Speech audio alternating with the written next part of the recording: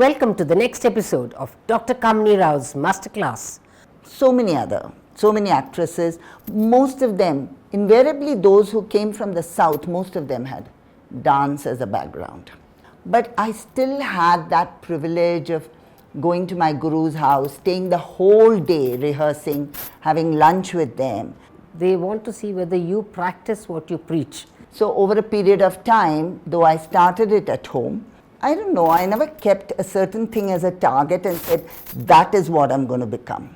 I mean, I can call them for anything. And my own sister tells me that, Vani, the way you have friends who, when they keep talking to me and saying that, you know, you're staying in this house, don't you think at some point of time you should, move to a place which is a little more closed and safer and things like that.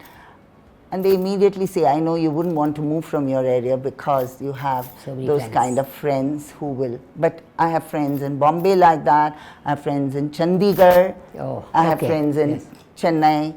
That's really good. Yeah. Because, there's also a saying, Vani, show me your friends and I'll tell you who you are. Because they always say, try and gain friends, not money. And that's the most important. That's what you'll take behind when you leave from here. Yeah, it's the name that you take. Now, getting back again, apart from your dance, you've also been into other hobbies as well. And one of these hobbies was interior decoration, and you love to play with colors. And can you just tell us something about that? Okay, so if I don't know whether to say it's not my passion. I can't say it is my hobby. Interiors is an extension of me, my creative side. Dance is one of the creative sides, and I probably felt I needed something which will also give me some more opportunities in being creative.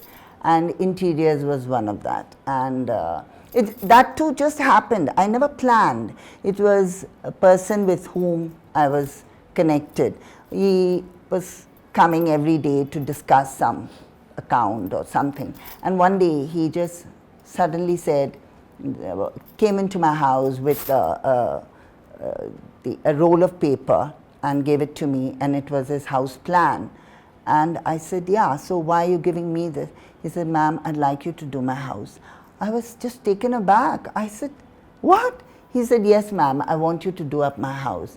I said, you're trusting your house with me? I've never done interiors before. He said, just looking at your house is enough.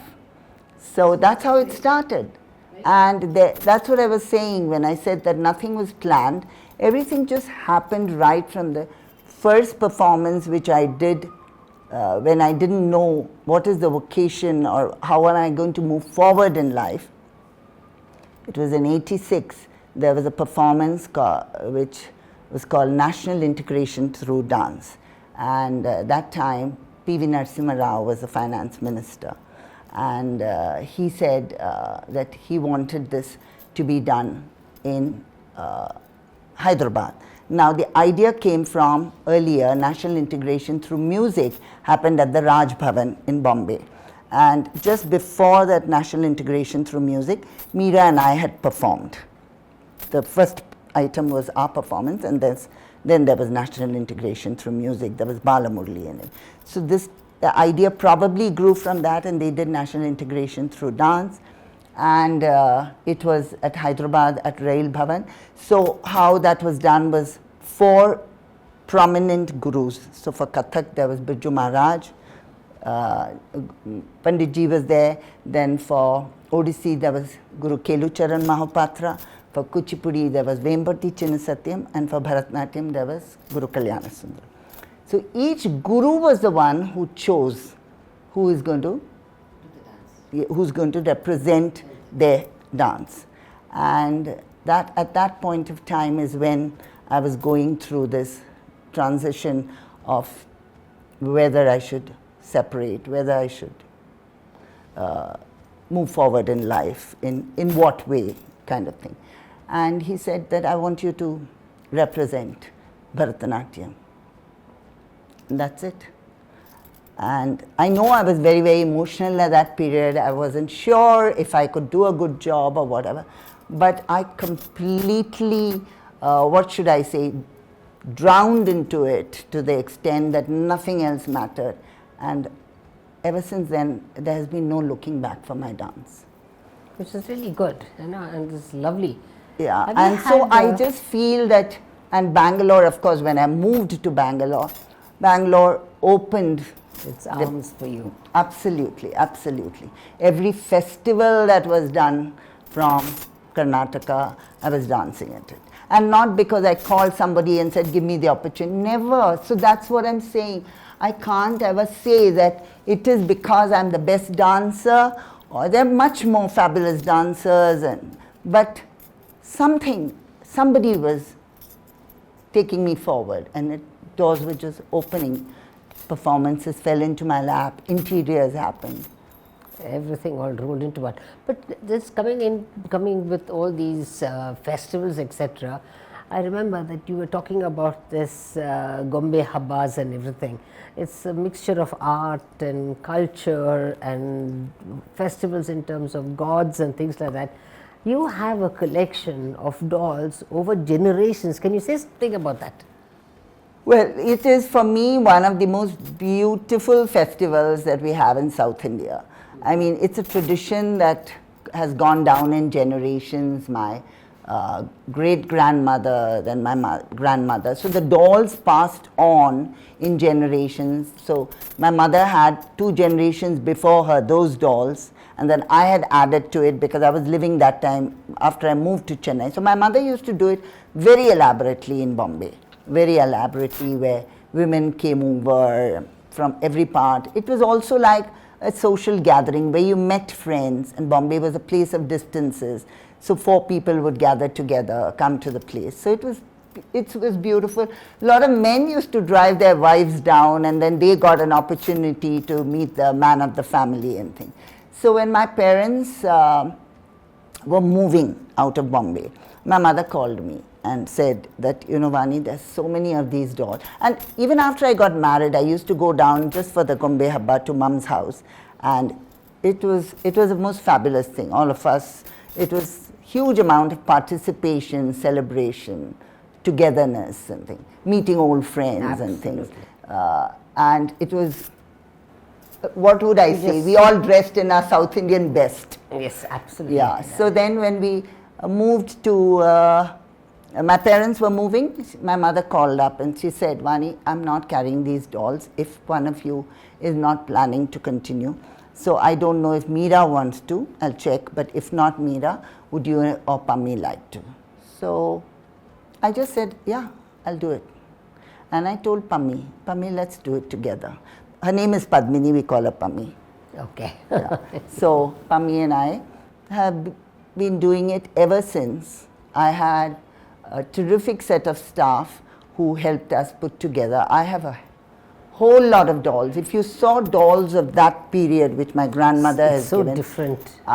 You won't believe it. The colors, the color tones that they used is nothing compared to the dolls that you see now. So I do it quite elaborately. I have almost 80 to 100 people coming, and it's something where I put effort.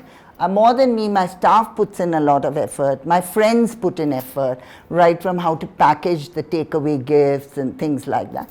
So it's a very interesting thing. So that's when I think that if I move from here, where will I take all those? I will just have to give it away to people. But I do think it's one of the most beautiful festivals, which doesn't necessarily, it's not just the religious connotation to it. Yes, the religious part is there, the 9 days of festivity and the 10th day of Dasara, and then the Vijayadashmi that comes in also, and then the Saraswati Puja or Ayudha Puja, everything. So all those, I just feel that the next generation, if we don't continue it, they won't even know these kind of things existed.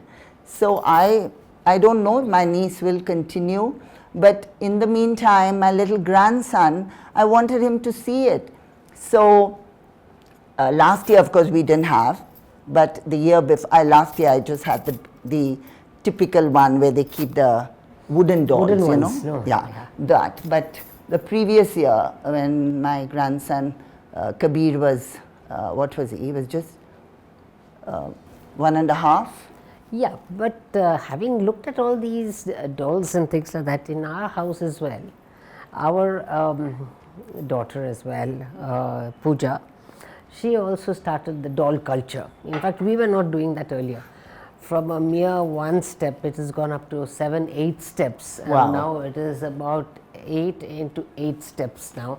And everywhere there are themes now put Yes, in. yes. And everyone started enjoying it, and then people started coming into the house. Yes. So it brings in a lot of bonhomie, I must tell you. Absolutely. It makes a difference. Now, Because you see, what I did was, in the invitations itself, we used to say, bring your friends also. Because North Indians or people from Everyone overseas sees. who haven't been exposed to these beautiful things.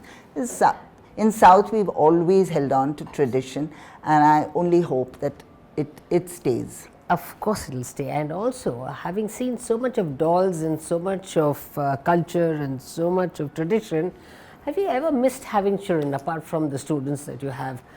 No, I haven't. As I told you, my students are definitely my children, 100%. But even before that, my sister Meera's son, when I was getting married, I still remember, my sister Meera married 4 years before me.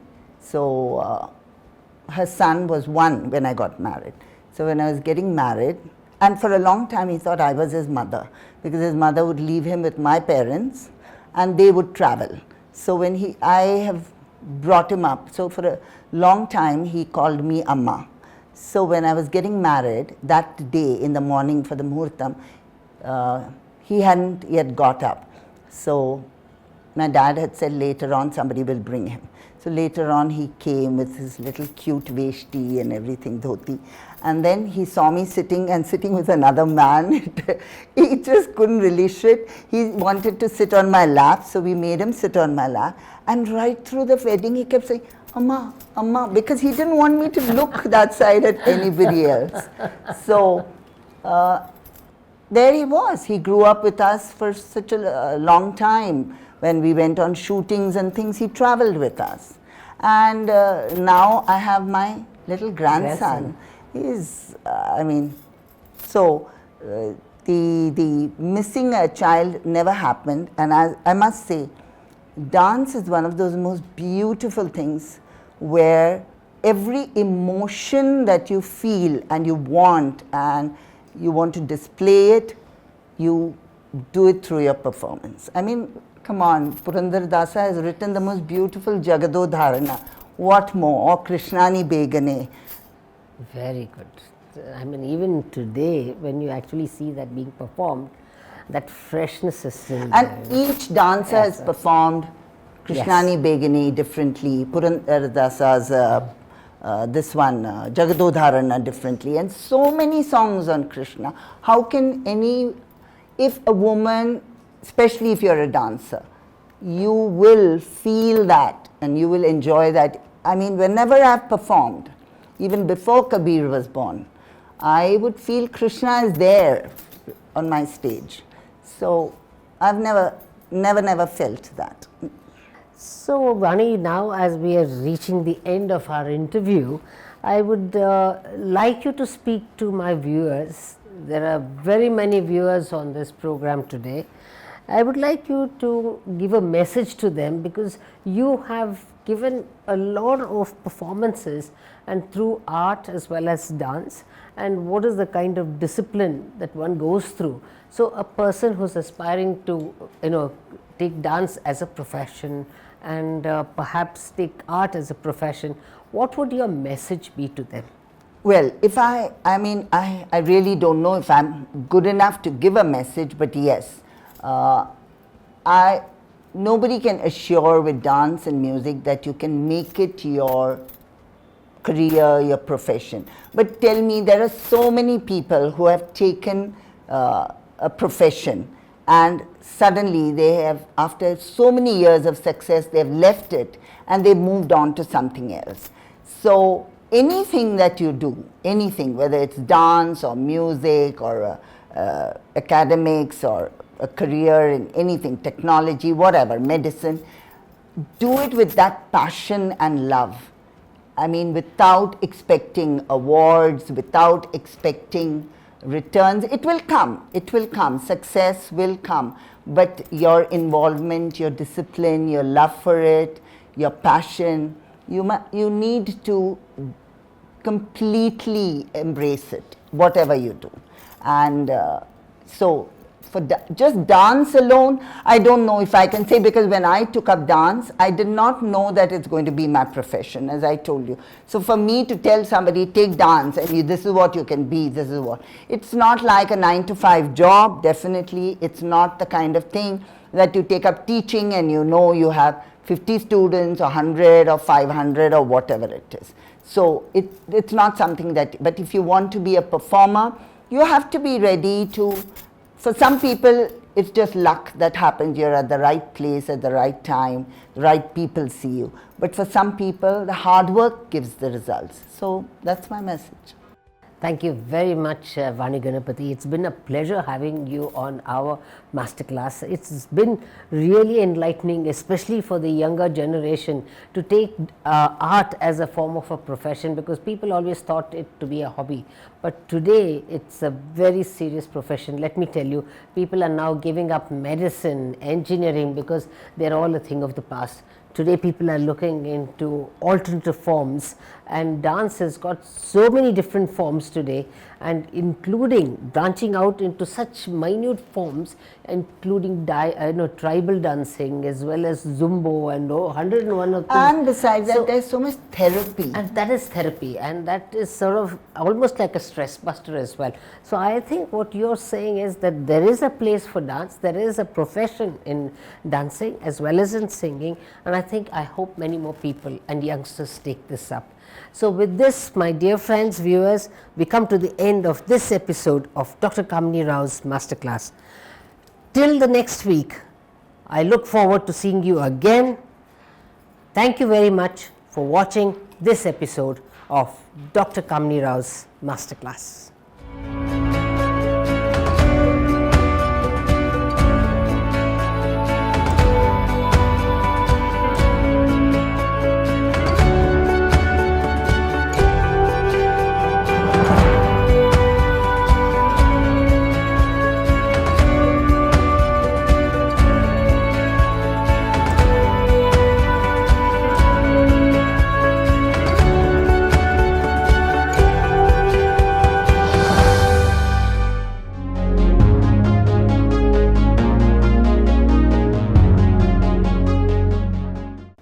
My name is Dr. Mohammed Rella from Rella Institute in Chennai. I've just been interviewed by Dr. Kamini Rao in her masterclass. I've seen them before and I found them extremely interesting. Today we talked about my career, my life, and what's happened to me over the years. I hope you'll find them very interesting. Thank you.